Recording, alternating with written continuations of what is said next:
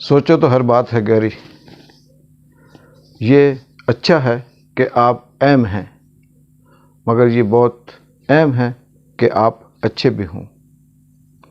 ناظرین، ایک چھوٹی سی کہانی کے ساتھ J.Inspire سے اقبال جنجوعہ۔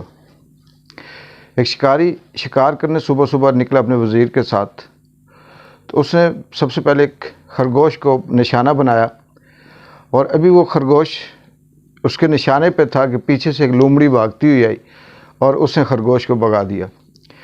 بادشاہ نے اس کو دیکھا، لومڑی کو، اور بہت غصہ آیا، لیکن وہ آگے چل دیا۔ لومڑی آگے بھاگتی گئی، تھوڑی دیر بعد لومڑی کے پیچھے ایک کتا جو تھا وہ بھاگتا ہوا جا رہا تھا۔ آگے چل کر لومڑی بھاگتے ہوئے اپنے بل میں گھسی، پیچھے سے کتا بھی اس کے ساتھ پہنچ گیا اور کتے نے اس کی ٹانگ پکڑ لی۔ لومڑی نے جیسے تیسے کر کے اپنی ٹانگ چھڑائی، وہ زخمی ہو گئی، ٹانگ ٹوٹ گئی اور وہ بل میں گھس گئی۔ بادشاہ آگے اپنے شکار کی طرف چل نکلا، تھوڑی دیر آگے گیا، گھوم کے ادھر واپس آیا تو اس نے دیکھا کہ ایک شخص درخت پہ چڑھا ہوا ہے، نیچے ایک کتا اسے کاٹنے کی کوشش کر رہا ہے، درخت پہ چڑھنے کی کوشش کر رہا ہے اور وہ شخص اپنے آپ کو بچا رہا ہے۔ بادشاہ وہ منظر دیکھ رہا تھا، تھوڑی دیر گزری تو اس شخص نے اس کے ہاتھ میں جو ڈنڈا تھا وہ زور سے مارا اور کتے کی ٹانگ ٹوٹ گئی۔ کتا وہاں سے بھاگنے کی کوشش کر رہا تھا، وہ بھاگا، سائیڈ پہ ہوا، وہ آدمی اترا اور وہ اپنا رستہ چل دیا۔ بادشاہ اپنے وزیروں کے ساتھ یہ منظر دیکھتا رہا، آگے آیا تو اس نے دیکھا کہ ایک جگہ پہ لوگ جمع ہیں، انہوں نے شور مچایا ہوا ہے، پانی لاؤ، اس کو بچاؤ، مالش کرو اور اسے ہاسپٹل پہنچاؤ۔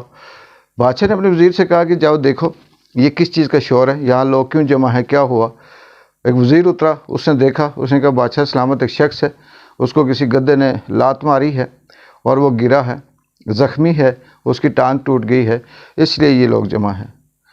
بادشاہ بڑا حیران ہوا، اس نے اپنے وزیر سے کہا کہ یہ کیا بات ہے کہ آج صبح سے ہم حادثے دیکھ رہے ہیں اور جس کو بھی دیکھتے ہیں اس کی ٹانگ ٹوٹی ہوتی ہے۔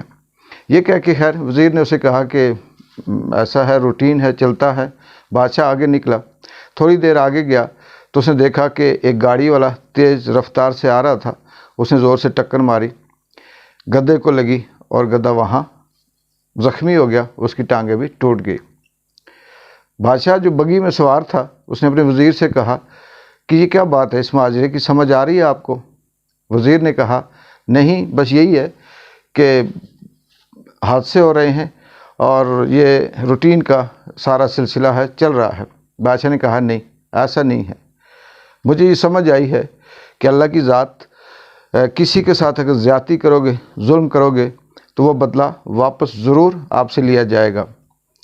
بادشاہ نے یہ محسوس کیا اور اپنے وزیر سے کہا کہ لگتا ہے کہ قدرت ہمیں کچھ سمجھانا چاہ رہی ہے، کچھ سکھانا چاہ رہی ہے، اور ہمیں چاہیے کہ ہم اپنے ملازمین کے ساتھ، اپنی رعایا کے ساتھ اور لوگوں کے ساتھ، اپنے کمزور لوگوں کے ساتھ ظلم زیادتی نہ کریں۔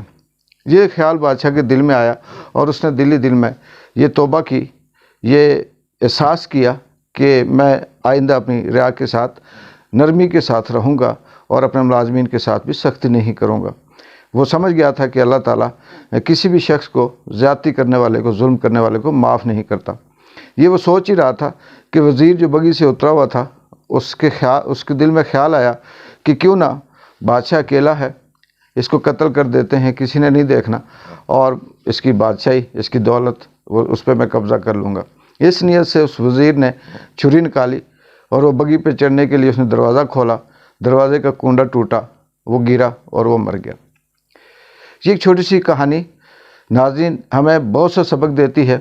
ہم چاہے کسی بھی فیلڈ میں ہوں، سیاست میں ہوں، آفیسز میں ہوں، کمپنیوں میں ہوں، معاشرے میں ہوں، یا کہیں بھی ہمارے کچھ اختیارات ہوں، ہمارے انڈر کچھ ذمہ داریاں ہیں اور وہ ذمہ داریاں ہم پہ لازم ہے کہ ہم پوری کریں۔ بطور مینیجر، بطور جی ایم، بطور ایم ڈی، بطور ملازم، بطور سیاستدان، بطور وزیر، بطور ٹیچر، یا کسی بھی عہدے میں ہم ہیں، تو ہم جو کریں گے وہی ہم بھریں گے۔